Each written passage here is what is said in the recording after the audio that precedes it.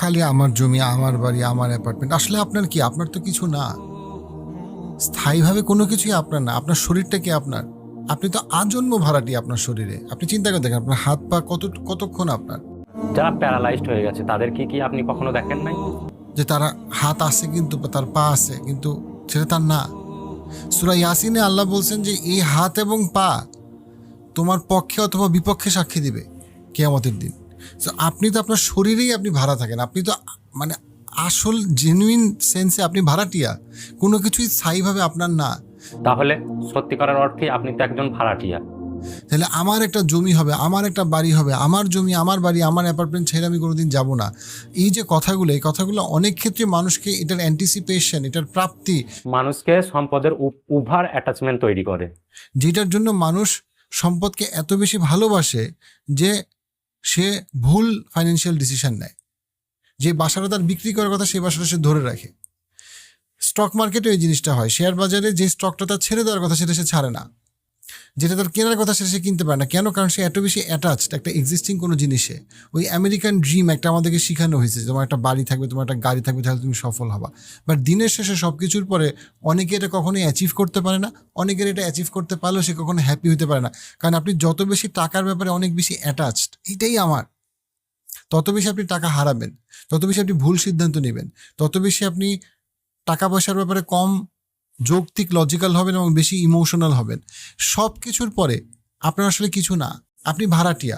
টাকা ফ্লো করতেছে, এই ফ্লোয়ের মধ্যে আপনি কিছু মিনিংফুল ডিসিশন নিয়ে আপনি একটা ফাইন্যান্সিয়াল আপনি একটা অ্যাসেট তৈরি করবেন, সেভিংস করবেন, হালাল এথিক্যাল পথে আপনি আয় করবেন।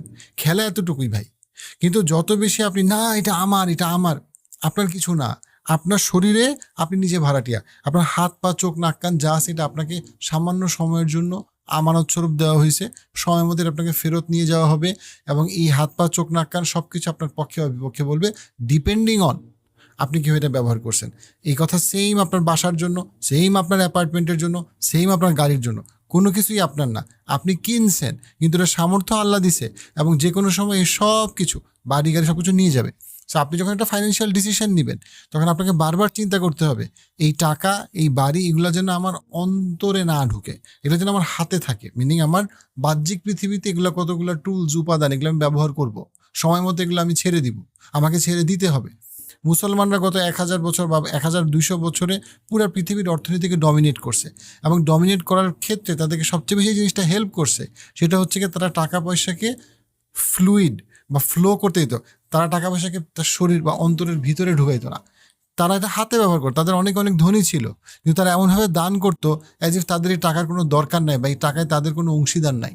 এবং এটা শুধুমাত্র তখনই সম্ভব যখন আপনার অর্থনৈতিক বুদ্ধিমত্তা, ফাইন্যান্সিয়াল ইন্টেলিজেন্স অনেক হাই, কিন্তু আপনি ফাইন্যান্সকে আপনি আপনার অন্তরে ঢুকতে দেন না।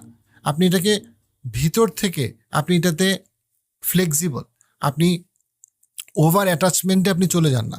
আমাদের অনেকের প্রবলেম, আমরা ওভার অ্যাটাচমেন্টে চলে যাই। একটা দামি ঘড়ি কিনি যেটা আসলে আলটিমেটলি আমাদের কেনার কোনো অর্থ নাই।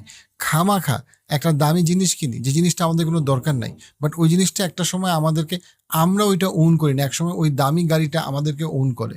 অ্যান্ড দেন আমরা একটার পর একটা ফাইন্যান্সিয়াল ডিজাস্টার, একটা বাজে বাজে বাজে বাজে মিস্টেক আমরা করতে থাকি। বা এটার রুটে হচ্ছে ওভার অ্যাটাচমেন্ট, যে আমরা খালি মনে করি এটা আমার, এটা পার্মানেন্টলি আমার হয়ে যাবে।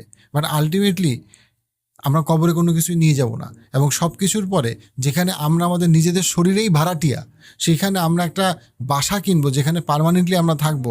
এটা খুব হাস্যকর আসলে চিন্তা, আপনি যদি দর্শনের জায়গা থেকে, ফিলসফির জায়গা থেকে চিন্তা করেন।